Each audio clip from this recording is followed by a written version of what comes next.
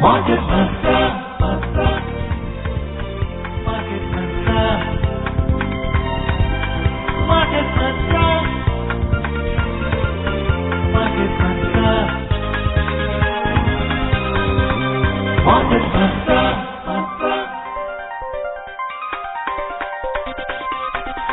Market Mantra. Good evening, listeners, and welcome to Market Mantra, in which we give you a complete update on the economic and business news of the day. And today being Sunday, we'll also be taking calls from you on mutual fund and related issues. The numbers you can call us on are 2331-4444, 2371-7106 and 2342-1050. Please prefix Delhi's STD code 011 before these numbers. I am Sonu Sood, and with me is my co-anchor in Hindi, Amrish Saxena. नमस्कार, आते खबरों के कार्यक्रम market मंत्र के साथ हम हाजिर हैं। आज रविवार है और हर एक रविवार की तरह आज भी हम म्यूचुअल फंड से जुड़े आपके सवालों के जवाब देंगे। सवाल पूछने के लिए आप हमें सीधे फोन कर सकते हैं 23717106 और 23314444 और हमारा तीसरा नंबर है 23421050। दिल्ली से बाहर के श्रोता इन नंबरों से पहले एसटीडी कोड 011 भी डायल करें। आपके सवालों का जवाब देने के लिए हमारे साथ मौजूद हैं mutual fund expert value research के आशुतोष गुप्ता। आशुतोष जी, नमस्कार, कार्यक्रम में आपका स्वागत है। जी, बहुत धन्यवाद आपका। और अब पहले हेडलाइंस के साथ मौजूद हैं Sonu Sood. Thank you, Amrish. The top stories.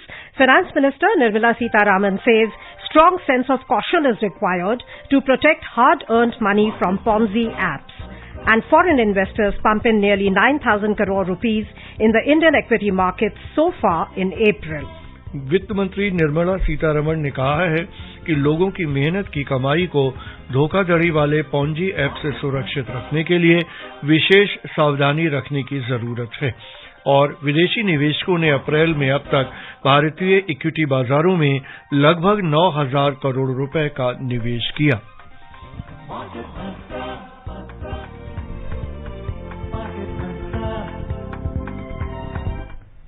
Let's take the top news of the day. Union Finance Minister Nirmala Sitharaman has said government is working with RBI and concerned ministry to clamp down on Ponzi apps.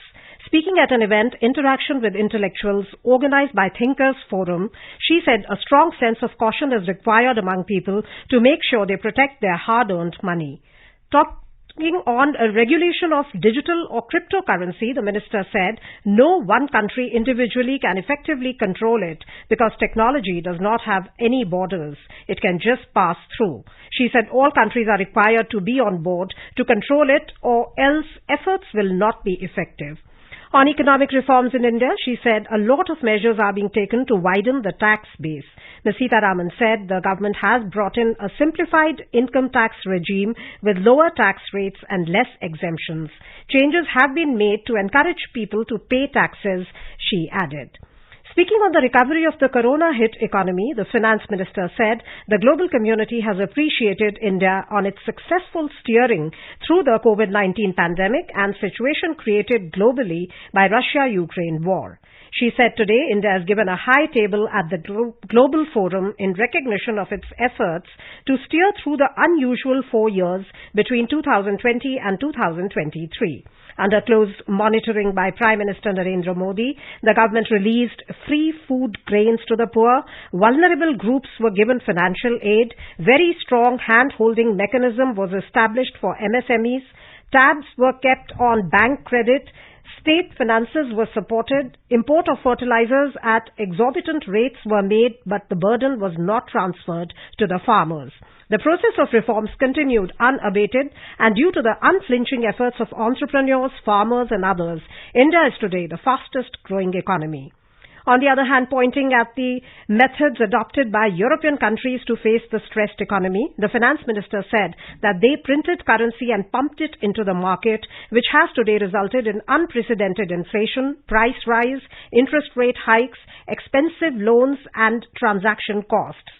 The world that was dependent on grains, edible oil and pharmaceutical supplies from Ukraine and fuel and fertilizer from Russia suffered as supplies stopped. India was also impacted by it, but still the government ensured sufficient supplies to its people and saved them from impending crisis. The finance minister noted that the central government has minimized the impact of pandemic due to timely taken action and reforms.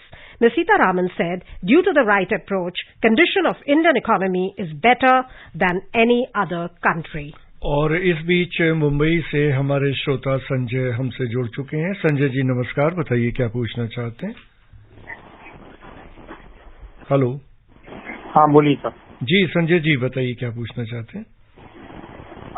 Sir, whenever I invest in a 5-star fund, its performance start decreasing thereafter due to mean reversion. Should we invest only in 3-star and 4-star funds and should not invest in 5-star funds? Sanjay ji, see what I'll suggest is that any fund, even the best of funds, go through periods of ups and downs. So if you focus too much on the short-term performance of a fund, you would see that happening all the time. You know, a 3-star fund or a 4-star fund or a 5-star fund, they go through their ups and downs, and at times when those ups and downs are a little sharp, then the ratings react. So I would suggest that once you select a handful of funds which have a good, consistent, long-term track record of performance, and importantly they meet their investment objectives, that is a far more important component which is often underrated and overlooked. So the funds have to meet the kind of investment objective you are pursuing. If they are suitable for that, then I'll say that you have to stick around through those ups and downs. And the 5-star funds, they may go through a period of underperformance, they'll get back on track. But if they do not over a prolonged period of time only, then you should consider exiting. But don't be focused too much on the short term, otherwise you'll always be disappointed with where you invest in. Talking of investment objectives, you just mentioned that term. What are the various facets of investment objectives which any investor should keep in mind? Sure. That's I think at the heart of investing, and the most important question, Sonu, that you put across. And I would say that the most important ingredient in your investment suitability is the time for which you are investing, because people who are investing for 1 year, 2 year, 3 year, and they want to make some quick returns and they invest into equity, often they can be subjected to disappointment. So that is something which is very, very avoidable. So the most important is that what is the time frame that you are investing for? When do you expect to need that money? And then there are a few other factors which impact. For instance, how much accumulation you have and how much is the target that you are trying to achieve. So what kind of returns that you are expecting. And then the other important thing to look at is that how negotiable your goal is. If you are looking to accumulate to make a down payment for a house, that's for many people a negotiable goal, because in an uncertain environment, if you have to push back your home buying by 1 or 2 years, probably that's a scenario a lot of people can be okay with. But when it comes to paying the education fees of a foreign education for your children, that is non-negotiable, because that hits upon a certain time and you don't have a possibility to delay that. So those are the kind of factors that would come in for you to figure out how conservative or how aggressive you can be with your investing. These are the kind of ingredients which should determine what kind of investment choices you make. And also, there are certain, let's say, terminologies which are being talked about a lot, certain types of funds, and maybe a lot of our listeners are aware of it, but just for the sake of the beginners who have just come into the stock markets, can you tell us what are hybrid funds and what are aggressive hybrid funds? Sure. Hybrid funds, as the name suggests, hybrid means a combination of two. Primarily there are two asset classes, one is equity and one is fixed income. Hybrids are the funds which combine both in a certain defined allocation. You would have, if you invest in a hybrid fund, a part of your money would get invested into stock markets and a part of your money would be invested in bonds and debentures which are issued by the government or by the corporate sector. Now, different kind of hybrids would have a different mix of equity and debt in their portfolio. You mentioned aggressive hybrid funds. As the name suggests, they have aggressive in their name, so they invest more in equity. A typical mold of an aggressive hybrid fund would be about 75% of your money gets invested in equity and 25% of your money gets invested in debt. Likewise, there are certain gradations. There is something called a balanced hybrid, which would invest 50-50 in both the asset classes. And then as you move down towards more conservatism, you get conservative hybrid funds, which invest 25% in equity and 75% in debt. And there are some other categories which are a little more dynamic. You have a balanced advantage or a dynamic asset allocation hybrid fund, where the fund manager takes a call on an ongoing basis how much to invest in equity and how much into debt. So they try and form their opinion on the state of the markets and then decide how much to allocate to which asset class. So that is broadly the makeup of hybrid funds. जी, और मुंबई से हमारे श्रोता दिलीप हमसे जुड़ चुके हैं। दिलीप जी नमस्कार, बताइए क्या पूछना चाहते हैं। अरे जी, पूरे मार्केट मंत्रा की टीम को, और मेरा जो सवाल था मतलब जीडीपी से ही संबंधित है। अभी जो हमारी जो धातु है, यानी कि जितने भी धातु होते हैं महंगे सस्ते, उसी पे निर्भर करता है जीडीपी। और मेरा कहने का मतलब ये था कि अब जो है मतलब भूमि पूजन हो गया, उद्घाटन आखिर में होगा, तो बता रहा हूँ कि अभी ये जो आप देख रहे हो कि सारी जितनी भी माया है, क्या ये माया बटेगी नहीं, आप ये उड़ेगी। और पहली बात तो ये कि जीडीपी से बराबर की हो जाएगी। Dilip ji, actually this program is dedicated to mutual funds and related issues, and we have a mutual fund expert in the studio. So अगर mutual fund से जुड़ा आपका कोई प्रश्न है तो आज आपके लिए बहुत सुनहरा मौका है। आपको बिल्कुल स्पेसिफिक एडवाइस नाम लेके फंड्स का भी यहाँ पर इस प्रोग्राम में दी जाएगी। I think we have lost connection with Dilip ji. So you were talking about hybrid funds. I just want to know from you that are hybrid funds safer than, are they a better choice in an uncertain environment, economic, global environment as we see right now? See, hybrid funds would certainly be less volatile than a pure equity fund, and that's because of the nature of the asset class. Equities in the long term tend to be more rewarding, but they also tend to be more volatile. So for let's say a new investor who is not very used to the ups and downs of the market, or somebody who is by nature conservative, who skips a heartbeat when the market falls by 30-40%, hybrid funds are a good option. And then conservative hybrid funds, it could also be a function of the time frame. As I said, that if you are looking to invest only for the next 4, 5, 6 years, then maybe going for a pure equity fund may not be a good option. So those are the dimensions where hybrid funds appear as a superior option. और गाजियाबाद से हमारे श्रोता राधेश्याम जी line पे हैं। राधेश्याम जी नमस्कार, बताइए क्या पूछना चाहते हैं। नमस्कार सर। जी नमस्कार सर, मैं दो बातें पूछना चाहता हूँ। म्यूचुअल फंड के लिए जैसे हम बैंक में जाते हैं, बैंक से बातचीत करते हैं, बैंक कहता है जी ये म्यूचुअल फंड में पैसा लगाना ठीक नहीं है। एक बैंक में कहता है हम म्यूचुअल फंड में पैसा लगाते हैं। दो बैंकों की अलग अलग राय क्यों होती है? और दूसरा सवाल मेरा ये है कि G15 फॉर्म क्यों हमसे लिया जाता है? और एक छोटी सी साथ एक बात और पूछनी है। मैं 1 मई को, इस समय 59 का हूँ, 1 मई को मैं 60 का हो जाऊंगा। क्या मुझे सीनियर सिटीजन के जो बेनिफिट है बैंक से मिल पाएंगे?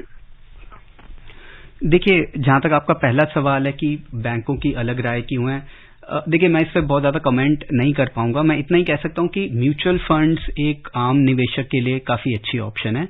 बहुत अलग अलग तरीके के म्यूचुअल फंड्स अवेलेबल हैं, और म्यूचुअल फंड्स एक अगर हम बहुत ही बुनियादी तौर पे बात करें तो बुनियादी तौर पे म्यूचुअल फंड्स का ढांचा काफी सुरक्षित है। कोई म्यूचुअल फंड ऐसा नहीं है कि कोई आपके पैसे लेके भाग सकता है।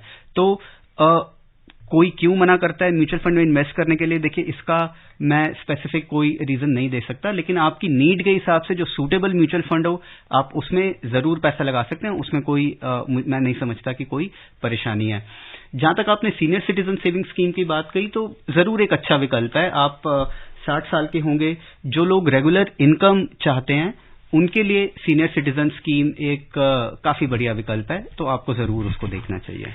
And now we'll go over to Jaipur, from where Manoj is the next caller. Manoj ji, आपका स्वागत है, and please ask your question. नमस्कार सर। जी सर, मैं जानना चाहता हूँ कि फ्लेक्सी कैप फंड में ग्रोथ ऑप्शन और री इन्वेस्टमेंट ऑफ IDCW ऑप्शन, इन दोनों ऑप्शंस में क्या अंतर है और कौन सा बेटर रहता है?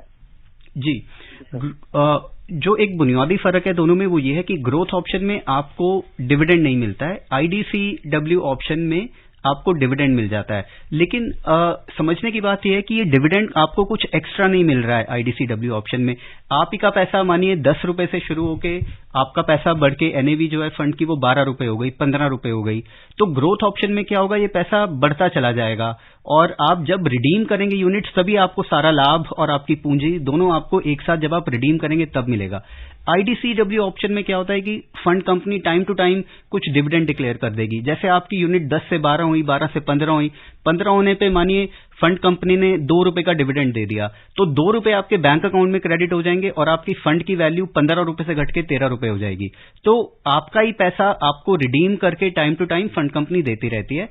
लेकिन डिविडेंड ऑप्शन टैक्सेशन के पॉइंट ऑफ व्यू से एक अच्छा विकल्प नहीं है। Growth option is a better option from a taxation point of view. तो हम यही सजेस्ट करेंगे कि आप ग्रोथ ऑप्शन के लिए जाइए और जब भी आपको पैसे की जरूरत है आप थोड़ी सी अपनी यूनिट्स रिडीम कर लीजिए और उससे आप उसको मोनेटाइज करिए रादर देन कि आप डिविडेंड ऑप्शन लीजिए। तो आप कम टैक्स पे करना पड़ेगा और आपके कंट्रोल में रहेगा कि जब आपको पैसे की जरूरत है आप तभी निकालिएगा। डिविडेंड ऑप्शन में वो आपका डिसीजन नहीं है, जब भी AMC डिक्लेयर करेगी डिविडेंड तब आपको मिलेगा और उस पर टैक्स आप ज्यादा पे करेंगे। तो ग्रोथ ऑप्शन के लिए जाइए और अपने पैसे को जरूरत नहीं है तो कंपाउंड होने दीजिए लंबे टाइम तक। और गाजियाबाद से हमारे श्रोता गौरव लाइन पे हैं। गौरव नमस्कार, बताइए क्या पूछना चाहते हैं? नमस्कार सर, मेरा सवाल मार्केट मंत्र टीम से म्यूचुअल फंड वालों से ये है, जैसे सक्सेशन प्लान म्यूचुअल फंड में कैसे काम करता है? नॉमिनेशन के अलावा अगर किसी ने सक्सेशन में विल बना रखी है तो क्या उसका नाम उस नई फोलियो में नए सक्सेसर का नाम इंसर्ट हो जाता है या पूरा पैसा रिडीम करके फिर से इन्वेस्ट होता है? इसके बारे में थोड़ा क्लैरिफिकेशन चाहिए। और दूसरा सर, IT फंड में जिस फंड मैनेजर ने IT में इन्वेस्ट नहीं किया था, क्या वो स्मार्ट इनफ थे टू फोरसी थिंग्स और इट जस्ट सो हैपेंड? ये दो क्वेश्चन के बारे में। श्योर, आपने पहला क्वेश्चन सक्सेशन के बारे में पूछा तो देखिए पहली तो मेरी राय ये होगी कि नॉमिनेशन जरूर डालिए अपने म्यूचुअल फंड्स पे। एक easy smooth transfer of units to the nominee, nomination डालने से बहुत स्मूथ प्रोसेस हो जाता है। और अभी हाल ही में सेबी ने एक मुहिम भी छेड़ी है कि जिन फोलियोज पर नॉमिनेशन नहीं है वो फोलियोज फ्रीज हो जाएंगे अगर निवेशक उस पर कोई नॉमिनी नहीं डालेगा या फिर एक खुद से चूज नहीं करेगा कि मुझे किसी को नॉमिनेट नहीं करना है। तो आपकी कोई पुरानी इन्वेस्टमेंट्स हैं जिन पे नॉमिनी नहीं डला हुआ या आपने खुद से नो नॉमिनेशन चूज नहीं किया है तो उन पे आप जरूर एक्शन लीजिए और मेरी राय होगी कि जरूर नॉमिनी डालिए। ये एक काफी स्मूथ कर देता है प्रोसेस को। दूसरा, आपने जैसे कहा कि आप विल में अपनी जितनी भी आपकी फाइनेंशियल सेविंग्स होती हैं, जो भी आपके एसेट्स हैं including financial assets like mutual funds, आप एक विल लिख सकते हैं। विल में आप ये निर्धारित कर सकते हैं कि कौन सक्सेसर रहेगा किस चीज का, और एक उसका फिर एक प्रोबेट ऑर्डर होता है, एक जो नॉर्मल एक by law will say succession का प्रोसेस होता है। म्यूचुअल फंड्स में भी कोई डिफरेंट नहीं है, सेम तरीके से वो चलता है और वो यूनिट्स की एंटाइटलमेंट सक्सेसर को मिल जाती है। उसके बाद उनका डिसीजन है, वो उनको रखना चाहते हैं कि वो उन यूनिट्स को मोनेटाइज करना चाहते हैं। And I think he had another question related to IT funds. Yes, regarding IT funds, ये बोलना बड़ा मुश्किल है कि देखिए ऑन हाइंडसाइड कोई फंड मैनेजर स्मार्ट लगेगा, कोई फंड मैनेजर नहीं। देखिए जब आप निवेश करते हैं तो आप एक बहुत छोटे टाइम पीरियड के ऊपर कॉल नहीं लेते। IT ने पिछले साल जरूर निराशाजनक परफॉर्मेंस दी है, लेकिन हम ये नहीं कह सकते कि इंडिया की जो IT कंपनीज हैं वो बेकार हो गई हैं या उनका बिजनेस खराब हो गया है। तो ये उतार चढ़ाव आते रहते हैं। उतार चढ़ाव के साथ कोई फंड मैनेजर ऐसा लगता है ऑन हाइंडसाइड कि उनका डिसीजन अच्छा है या उनका डिसीजन बुरा है। मेरे हिसाब से इसको आप लॉन्ग टर्म में देखिए और जो अच्छा इन्वेस्टर, अच्छा फंड मैनेजर होगा 5-7 साल के होराइजन पे देखेंगे तो अगर उनकी परफॉर्मेंस में कोई दम दिखता है तो जरूर और कंसिस्टेंटली दिखता है तो आप जरूर इसका क्रेडिट फंड मैनेजर को दीजिए, और अगर नहीं दिखता है तो वो उनके आंकड़ों में दिखेगा कि आपको कहीं और चले जाना चाहिए। Our next caller is Rajendra, who's calling us from Faridabad. Welcome to the show. Please ask your question. जी नमस्कार। नमस्कार सर, मैं ये पूछना चाहता हूँ कि मेरे FD में पैसा 25-30 लाख है, मैं म्यूचुअल फंड में भी कुछ पैसा लगाना चाहता हूँ, तो इसमें म्यूचुअल फंड में जाने के लिए आसान तरीका क्या है, क्योंकि इसमें हमें कोई जानकारी नहीं है। और दूसरा एक छोटा सवाल इस साथ में ये बोलिएगा कि हमारे जो एफडी के इस समय रेट कुछ बढ़ने के चांसेस हैं, आपकी जानकारी में आपकी राय क्या है? थैंक यू जी। पहले मैं आपके दूसरे सवाल का जवाब दे देता हूं राजेंद्र जी। एफडी के रेट, देखिए सवाल काफी आता है, काफी पॉपुलर क्वेश्चन है, और एफडीज के जो रेट ऑफ इंटरेस्ट हैं वो इस बात पे निर्धारित होते हैं कि इकोनॉमी में आरबीआई ब्याज दर कहां सेट कर रहा है। और बीच में हमने देखा कोविड के बाद जो फर्स्ट लॉकडाउन लगा था उसके बाद काफी तेजी से ब्याज दरों में गिरावट आई थी, इसलिए एफडीज के सारी चीजों में हर चीज के ब्याज दर में काफी गिरावट आई थी। लेकिन पिछले साल जब आरबीआई ने रेट बढ़ाना शुरू किया तो एफडी के रेट्स काफी इंप्रूव हो गए हैं आज की डेट में, और यहां से उम्मीद की जा रही है कि आरबीआई ने अभी पिछली अपनी मीटिंग में ब्याज दर नहीं बढ़ाए हैं, एक पॉज लिया है, और माना यह जा रहा है कि हो सकता है अब हम लगभग पीक के पास ही हैं। बढ़ेगा भी तो शायद एक आध राउंड में कुछ 0.25% तक शायद आरबीआई और ब्याज दर बढ़ाए। आज के का जो आउटलुक आप देखिए, जो भी सारे फंड मैनेजर्स का है, जो जनरल इकोनॉमी में जिस तरह का माहौल है, तो मेरा ख्याल यहां से ब्याज दर बहुत ज्यादा बढ़ने की उम्मीद नहीं है। तो आप ये मानिए कि वी आर नियर पीक, थोड़ा बहुत बढ़े तो बढ़े। जहां तक आपका दूसरा सवाल था कि म्यूचुअल फंड्स में कैसे इन्वेस्ट करें, देखिए आप शुरुआती इन्वेस्टर हैं, आपको जानकारी नहीं है, तो मैं जनरली ये रिकमेंड करता हूं कि आप अपनी पहला निवेश आप छोटा निवेश करिए, और वो चाहे आप किसी डिस्ट्रीब्यूटर के थ्रू करिए, आप जिस बैंक के थ्रू डील करते हैं, बैंक से म्यूचुअल फंड्स में डील करते हैं, आप शुरुआत करिए छोटे अमाउंट से करिए, एक छोटे निवेश से करिए, आपको खुद ब खुद चीजें समझ आएंगी। शुरू में कुछ ऑन बोर्डिंग के प्रोसेस होते हैं, आपको एक केवाईसी कंप्लायंस करनी होती है, जिसे नो योर कस्टमर कहते हैं। इन सब चीजों में एक डिस्ट्रीब्यूटर अच्छे से मदद कर पाता है। वो सब आपके पास घर आके आपसे सारे जो भी कार्रवाई है, फॉर्म्स वगैरह फिल कराएंगे, तो आप एक इनिशिएट अपने आप को कर पाएंगे। हाँ, किसी भी डिस्ट्रीब्यूटर के थ्रू डील करने में आपको थोड़ा सा सतर्क रहना होगा कि आप म्यूचुअल फंड ही खरीदें, वो आपको कोई यूलिप ना बेच दें, क्योंकि अक्सर ऐसा भी देखा गया है कि फंड के नाम पर आपको यूलिप या कोई और प्रोडक्ट बेच दिया जाता है। तो आप थोड़ा चौकन्ना होकर खरीदें, उसकी जानकारी पाएं, या कुछ फंड चूज करें। आप शुरुआती निवेशक है, लंबे टाइम के लिए इन्वेस्ट करना चाहते हैं, मेरी राय होगी आप 1-2 अच्छे एग्रेसिव हाइब्रिड फंड से स्टार्ट करिए। 1-2 साल उसमें महीने दर महीने एसआईपी के थ्रू इन्वेस्ट करिए, अपने बैंक के थ्रू आप वो छोटा सा एक एसआईपी बनाइए, आप खुद ब कुछ चीजों को समझने लगेंगे। उसके बाद आप डायरेक्ट प्लान्स में ऑनलाइन भी इन्वेस्ट करना शुरू कर सकते हैं, लेकिन वो बात की बात है, अभी मैं उस बारे में नहीं बात करूंगा, आप ज्यादा कंफ्यूज होंगे। और चलते हैं आज की दूसरी खबर की ओर। विदेशी निवेशकों ने अप्रैल में अब तक भारतीय पूंजी बाजारों में 9,000 करोड़ रुपए से अधिक का निवेश किया है। डिपॉजिटरी के आंकड़ों के अनुसार विदेशी पोर्टफोलियो निवेशकों ने इस महीने में अब तक भारतीय इक्विटी बाजारों में 8,643 करोड़ रुपए डाले हैं। इस अवधि में उन्होंने डेट बाजार में 778 करोड़ रुपए का निवेश किया।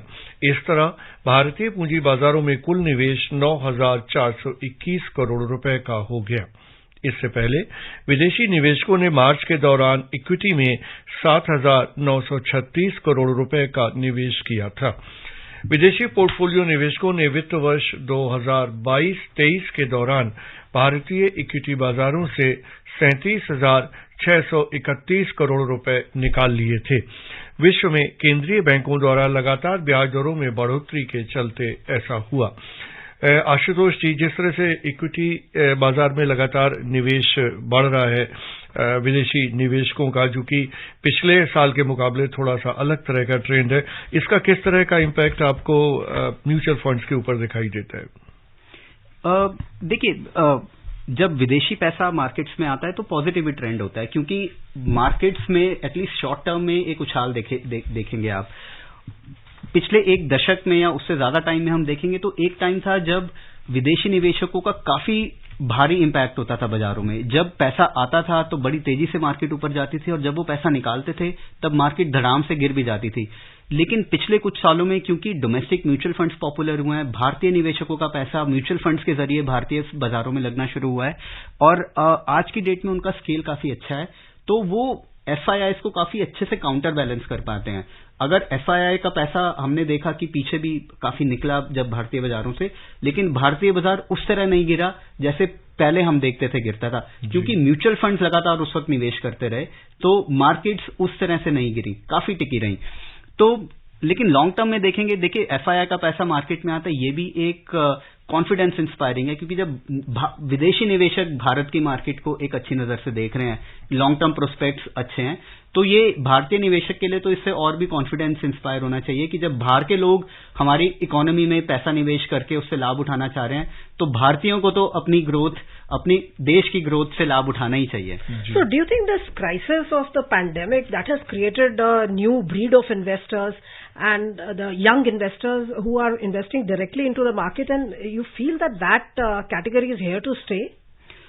It depends. Yes, a lot of people have had their first brush with equity investing in these last 2-3 years. But the challenge is that they have to really come with a long-term mindset. In 2020, when we saw that after the initial, sharp correction, when the lockdown was announced, the markets sharply rebounded and went up. And that was the phase when a lot of investors got on. And then after tasting initial success, a year like 2022 turned out to be not so great. Right, we've seen, for instance, in SIPs, the number of new folio SIP additions or the SIP, there has been a certain amount of slowdown also which has been witnessed. So these new investors, should not look at investing in equity as an opportunistic, bet that we can make some quick money. A lot of people riding on the ease of investing created through a lot of fintechs, have come in. But they really need to get baptized to the real way of investing into equity and look at it as a long-term game rather than a quick money-making machine. So the trend is unfolding. It is interesting and it is inspiring to see a lot of new investors and young investors coming in. But they really have to drop the anchor and be in for the long haul. And if they do that, then India can really be at the cusp of looking at an entire new breed of investors who can start benefiting fairly early in their life. And by the time they hit their middle ages, they can already be well off and looking at a financially secure and free, life ahead of them. The coin always has two sides. Talking of a long haul and a long time horizon, that also leads to inertia among investors. They put money in SIP and then they just forget about it. So what do you think should be the strategy to get money back into your pockets also? What should be the selling strategy? So I'll say inertia is the best thing that you can do to your equity investing, because when you see somebody who's been into equity investing, equity mutual funds for 12, 15 years or more, they haven't been disappointed. And I'll give you a very specific example.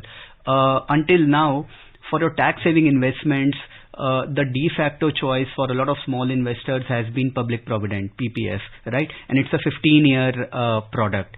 Now, when we do some analysis and we see that if an investor had instead of a PPF, chosen equity-linked saving schemes of mutual funds, which also provide the same tax benefit in the last 15 years. Now this investor, even if this person was invested in the worst ELSS fund, even then in a 15-year horizon, he would have made better returns than PPF. So the idea is that even, your worst payoffs in a long term can be reasonably rewarding. Of course, your returns could be much higher if you were in a well-performing fund. But the point is, when you look at what your options are on a long-term horizon, it's the equity market, and the compounding that does the magic. So yes, inertia has a lot of advantages in equity investing. Of course, somebody should not completely forget these investments. Maybe take stock of investments, say once in a year, to figure out whether I need to increase my SIP amounts. Are some funds which are not doing well? Is it time to make a change? But nothing more than that. One should take a stock of his or her investments once a year and let things roll. And in 12, 15 years or maybe more, magic will happen. और चलते हैं अब कार्यक्रम की समाप्ति की ओर। आशुतोष जी, इस कार्यक्रम में भाग लेने और श्रोताओं के प्रश्नों का उत्तर देने के लिए आपका धन्यवाद। जी, बहुत धन्यवाद।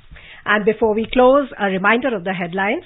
Finance Minister Nirmala Sitharaman says strong sense of caution is required to protect hard-earned money from Ponzi apps.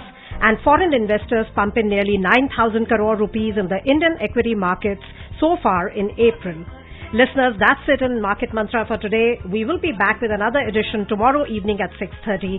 Bye for now. Namaskar.